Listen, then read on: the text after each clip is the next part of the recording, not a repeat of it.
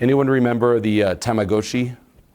Tamagotchi little thing as kids where you have to like feed it and it comes out of an egg and you have to always check on it and wake up and it's like a constant task. Yes? That's how you should treat yourself. You think you left your Tamagotchi behind? It's you! Meaning, throughout the day, check in with you. The same way you would as a kid. Like you're at school, at the playground, you're like, oh, Tamagotchi, fucking... It's like, pause throughout the day. Feed it. Yeah, feed it. Yeah, it's like, gotta feed it. Same for you. It's like throughout your day, every single day, it's super cheesy. Pause every now and then. You can put an alarm on your phone and check in with you. Say, hey, how do I feel inside? Am I fed? Not just physically, but am I stressing? Am I rushing? Let's even do it now. I do it, no joke, during my speeches. I really do. I check in with myself. Even tonight, I will check in with myself now as an example and throughout the speech. I also have constant reminders written on my computer. Can you guess the number one reminder? The thing that's at the top of all my notes, any speech? Love yourself. Breathe. Speak from the heart. Why? Because I don't think I'm above the process and I do not pretend to be someone who has it all figured out. Meaning my ego will still seep in. It will. Instead of, it's about you, help, help, help. Every now and then, not the majority, but it still happens. There's that little voice, make it about you. Oh, it would be so cool if you did this. What would people think if you did this? You would get all the validation. Not about me. Constant reminders. Maybe I'll stop and check in with myself and I'm like, whoa, I'm rushing. I'm really stressed right now. I'm agitated. What's going on? This isn't the foundation of a good speech. Check in, take a deep breath. So really fast right now, just pause. How do you feel within? Is there any tension in the body? You can sense in the shoulders. Like, are you tensing up or are you like actually relaxed? Is your mind racing? Do you have a knot in your stomach? Just do a basic check-in and a few deep breaths. Let's feed the inner Tamagotchi and let's move on.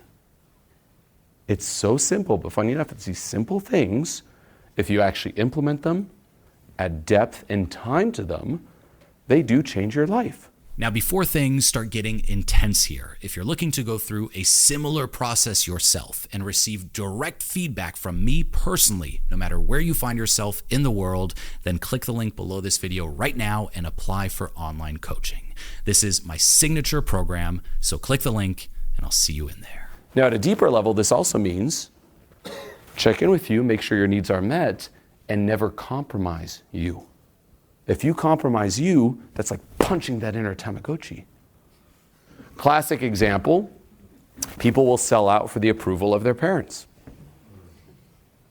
Ooh, Tamagotchi, my parents, they betray themselves. People will sell out for the approval of others. What does everyone think of me? What do my friends think of me? Oh, I want to say yes, but I'm going to say no. Punching the Tamagotchi.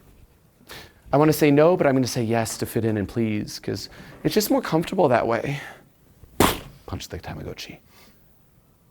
Oh, I'm feeling this, but it's not appropriate. Punch the Tamagotchi.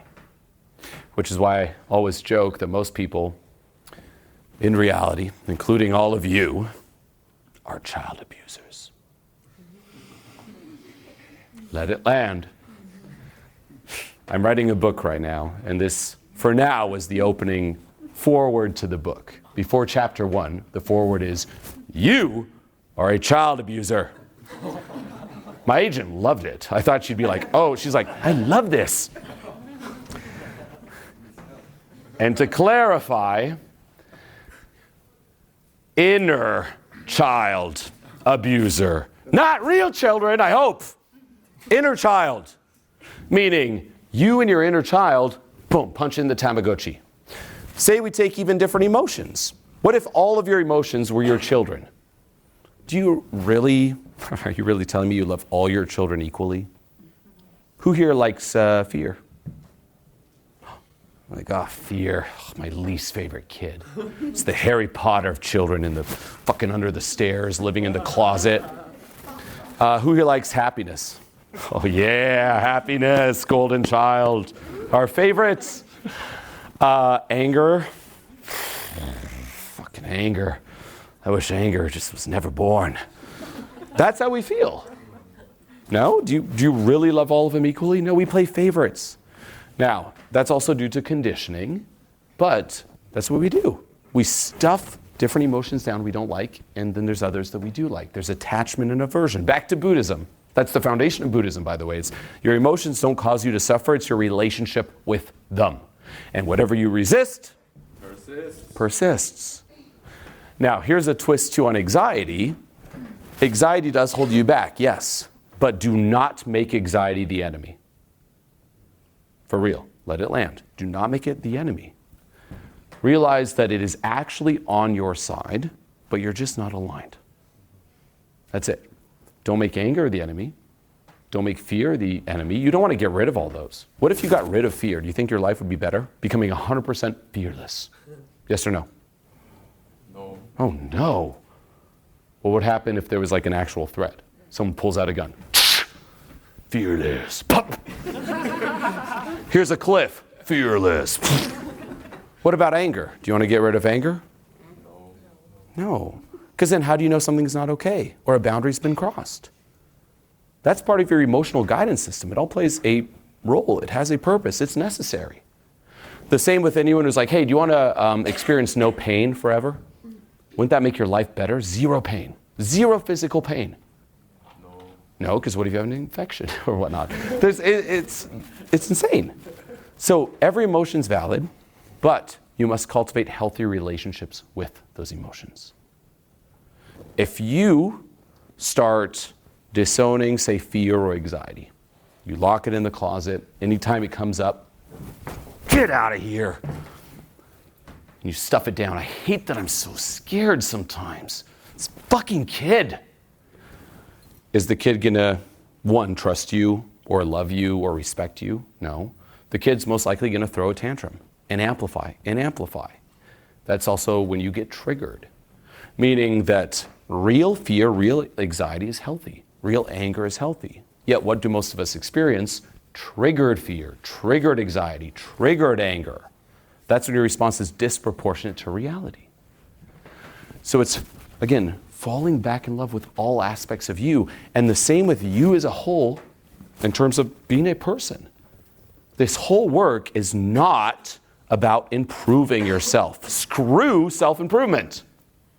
It's about changing your relationship with yourself. That's it. That's actually real self-improvement. Falling back in love with you. And let it land. Think of you right now. Throughout the years, I hope you've gotten smarter and you've learned more. You've developed your intellect, you could say. You developed your reasoning, so on and so forth. But emotionally, if you're like most people, things have gotten worse.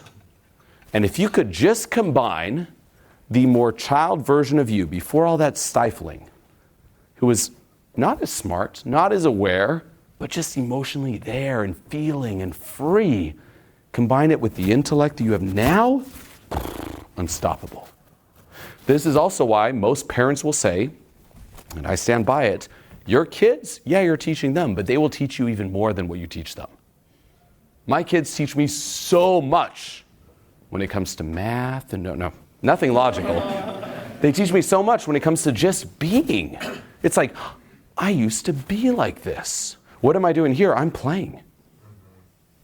I am. Like what I'm saying is very logical, et cetera, but the vibe is, let's play. Funny enough, what is playing for most adults? Vibing. When you connect with someone, when you talk to a friend, when you shoot the shit. That's play for an adult. But here's the catch, too, which you understand when it comes to play. What is the number one requirement for someone to be able to play? Do you know? Yes, but I'm looking for something else. What's the one thing that will allow you to connect to you? Being with you. What will allow you? Authentic. To take your perspective. Honesty, authenticity. The inner child. Relax. This. Safety. Safety. When you feel safe, you can then play. Funny enough, same as an adult. When do you run out of things to say talking to someone? When you don't feel safe. Now, not just survival safety, but say you talk to someone you think, for example, they're outside my league. Better impress them. Not safe. Can't play. Talk to someone you feel you're outside their league. You don't run out of things to say. Talk to a close friend or a family member where you know no matter what, you'll be good. You could chill and be you. So back to that constipation of expression, safety loosens it. Not feeling safe stifles it. So whenever you really feel stifled too, ask yourself, what is making me not feel safe right now? It could be, and whatever answer is valid too. Don't disown it, be like, that's ridiculous. Just make a note. And that's why I keep saying, ask anxiety, talk to anxiety. Okay, you're holding me back. We don't feel safe right now. Why? We don't feel safe because there's a wrinkle in our pants. Now, what's the adult mind going to say? That's no reason to not feel safe, and we ignore it. But then you're just viewing it logically through your adult mind. It doesn't have to make sense. It's what it believes. And that's the thing too. Triggered emotions, think of you and your inner children. It's like your inner child jumping up and ultimately taking over the steering wheel that is your life. Scream as loud as you can. You all logically know you're not going to die. But that kid version of you doesn't know that. And it will come up and say, can't scream. Well, hey, to get the hand to loosen, kid, why don't you feel safe? And it might not logically make sense, but it makes sense to that part of you. Which is also why you've heard me talk about, one, facing fear's bluff, and two, viewing it as the same way as a kid fearing opening a closet because the kid thinks there's a monster inside. There's no monster, but the fear is very real and valid for that child. Same for you. It's not disowning it like, don't be dumb, kid. Monsters don't exist. It's, hey, I'm here. Let's go together. I'm going to support you. I'm also going to have a firm boundary. No, you're not running away from this. I'm here with you. We got this. You got this. Hey, let's go see. Trust me. Adding a bit of humor. No, the monster. Shh. I'm here. Let's go. Trust me, I'm here with you. That's the same approach to you and yourself. And internally, it's opening all these closets within yourself and realizing there were never any monsters to begin with. And that is a road to freedom. It's literally that. And you realize that so much of what's holding you back is a complete bluff. Doesn't devalidate it, still valid, but it is a bluff. It's something that a younger, more immature version of you fears and is still hanging on to. Well, to find out why, you got to put yourself back into that younger, immature headspace. And a couple questions to reflect on. One, in terms of what you feel, ask yourself, is my response proportionate to reality? That's the first question that, even for myself, I always go through that filter. Whatever you're feeling, does this make sense?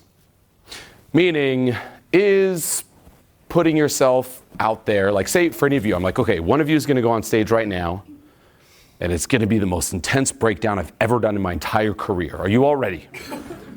You all ready? Yes. Yes. Okay. Notice how you're feeling.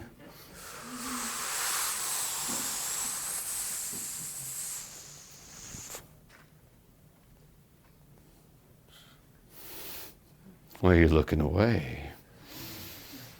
How do you feel right now? Yeah, you looking, yeah. No, next to, no, you, yeah, you. Uh-huh. Look, it's on you. You're on YouTube. Come with me. Let's make this really beautiful. Can I grab it for a second? Hello, people. You are now blasted all over the internet. And it's going to be intense. Oh, boy.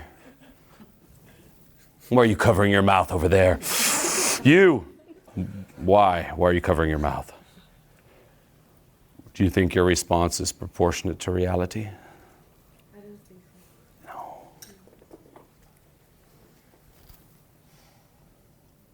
You're trying really hard to look away, sir. Yeah. Yeah, I'm not very comfortable. Why?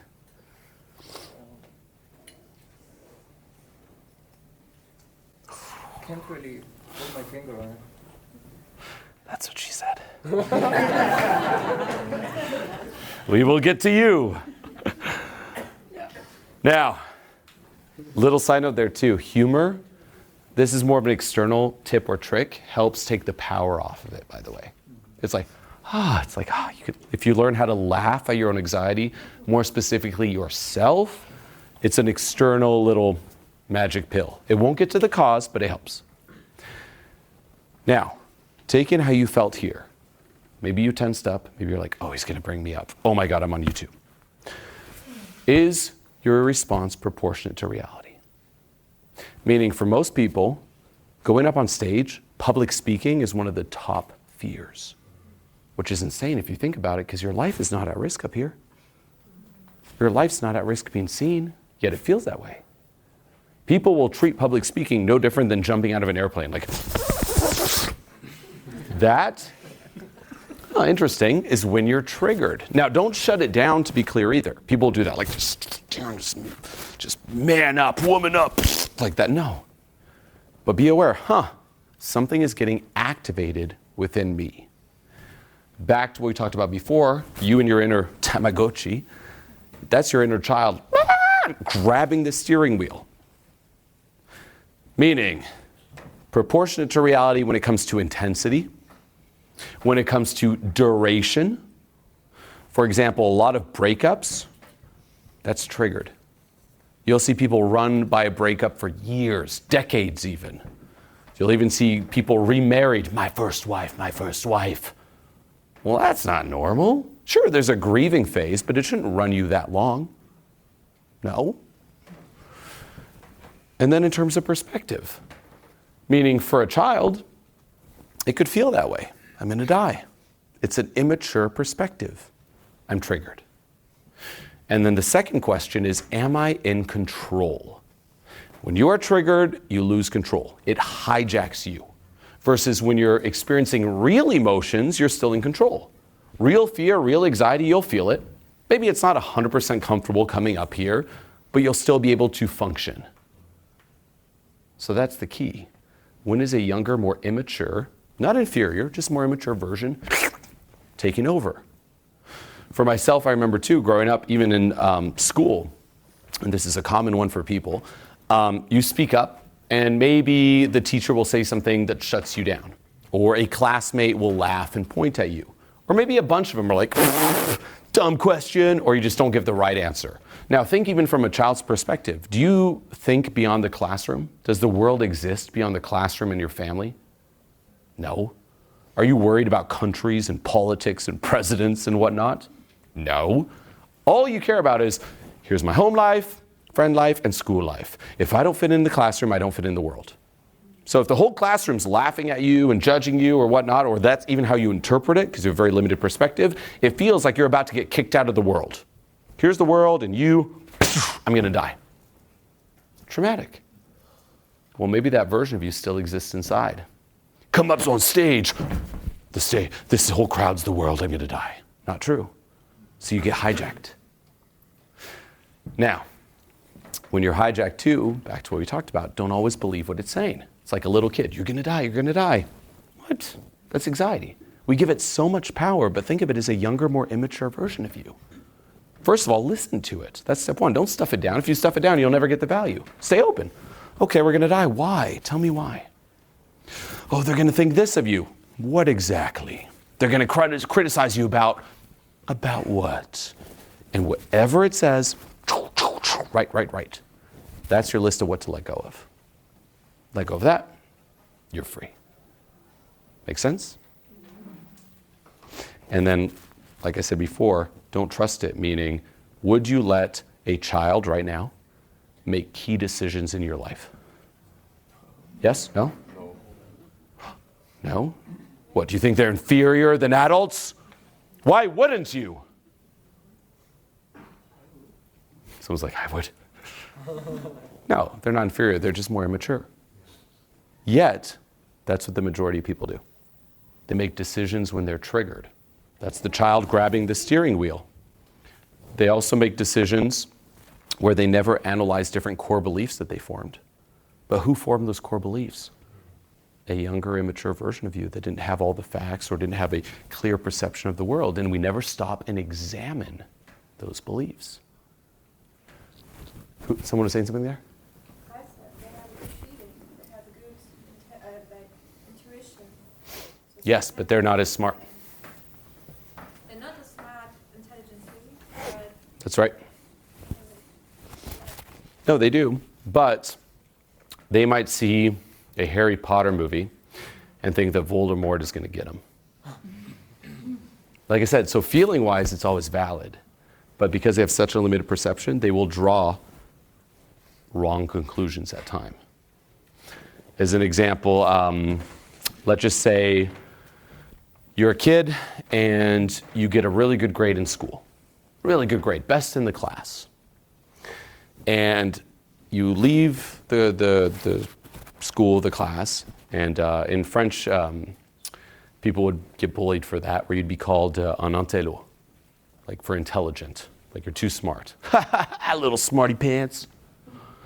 How might you interpret that? Success equals rejection. And you form this core belief. I'm going to have to keep dumbing myself down or I'm going to lose people. I'm going to get rejected. And that gets planted. And here you are, perhaps at times, and this is just a basic example. It could be many reasons. Now you're pushing success away. You won't let yourself truly shine in your intelligence because there's still an immature version of you inside thinking that success is rejection. That's one of many. So this is where it gets really nuanced. But if you shut it down, you're never open to the data which will free you. And that's why I keep saying, you are the prisoner and the prison guard. You want to free yourself, start talking to the prison guard. And don't make it the enemy. Realize that both of them are you. Align them to be free. Easier said than done, but this is really the overall framework when it comes to stepping into who you truly are. And lastly, it's not about becoming better. It's not about even being yourself. It's about remembering yourself. That's the big one. Because most people use advice like that, like just be yourself. Like you'll see two extremes. Improve yourself, which continuously reinforces you're not good enough, you're not good enough. Be better, be better, be better, be smarter, be stronger, etc. Then you'll see the other side. No. It's about accepting yourself as you are. And both extremes are toxic, in my humble opinion. I've even seen TikTok videos where it's a little less big now, but this is like a few years ago. There was someone, it was a big movement. It's all around self-acceptance. Sounds great. And there was someone who did a video. It's like, so I woke up today and I told myself I'd take action and I just can't. And, that's okay because of self-acceptance. So, I'm just gonna not take action today and honor that. And maybe tomorrow it'll change. For any of you, maybe this resonates. It's okay, just don't take action. And then every video is like that. Yeah, there's truth in both, but ultimately the view that I have is remember yourself. Don't be yourself. Don't you fucking dare be yourself, because who you think you are is not you. That's the biggest mistake. Who you think you are is not necessarily you. It's the persona. It's the front you've crafted. If you've been fake for many, many, many years, and that's all you know, then you're gonna be like, well, that's me. Is it? And just a quick breakdown, you probably see me talk about in videos. Think of Lion King. I'm sure anyone see that movie? How do you say it in German? König Löwe? Löwe. König Löwe. So really fast, because it's so simple. And by the way, I live in Disney movies now, but we'll talk about that later. König Löwe. So think of, what's the gist of it? It's Simba, who thinks that he's responsible for his father's death. So he escapes. And he goes out, lives in denial, meets Timon and Pumbaa, and starts eating bugs. He becomes a bug eater. And then grows up eating all these bugs, thinking he's a bug eater. And one day he looks up in the clouds and he sees his father, Mufasa, who looks down on him and says, Simba, remember who you are. He doesn't say, Simba, just be yourself. What would happen if he said, Simba, just be yourself? Simba would just keep eating bugs. Instead, it's remember who you are. Spit out those bugs. You're not a bug eater, you're a lion. Spit out the bugs, spit out the social conditioning, spit out the shame, spit out all these things that have crafted this front and remember who you are. Well, what is your version of that? What bugs have you been eating? And don't use advice like self-acceptance. Just accept that you're a bug eater. No. And it'll be like, I'm a bug eater, I got to improve. No. Who were you before all of that? And that's the thing. Most of the advice is always what now, what now? I'm shy, what now? I'm anxious, what now? I'm stuck, what now? Change it. Why? I'm stuck, why? I'm anxious, why? And then again, it's unlearning. You've already learned enough too, by the way. Most of you watch more self-help and read more books than me. You know more content than me, to be clear. Because I have clients all the time. Did you read this book? Do you know what this person said? I'm like, no, I don't watch any of that. All I do is watch Disney movies. It's true. It's true. I have not read many books or watched many self-help videos for years. And that's when my progress actually improved. Why? Because I already knew enough. You know more advice than you need to know right now, and you haven't implemented enough. And that's the thing. There's knowing and implementing. Implement. And most of the things that hold you back, it's all around emotions, not thinking. It's emotions and feelings that keep you stuck. Why are you afraid of rejection? Because you're afraid of a feeling. I'm scared of what it feels like when someone doesn't approve. Well, then the work isn't learn. Well, let me learn more about rejection. No, it's changing your relationship with feeling. Get it? Make sense? So, watch Lion King and remember. That being said, you, sir, come on up and give him a hand.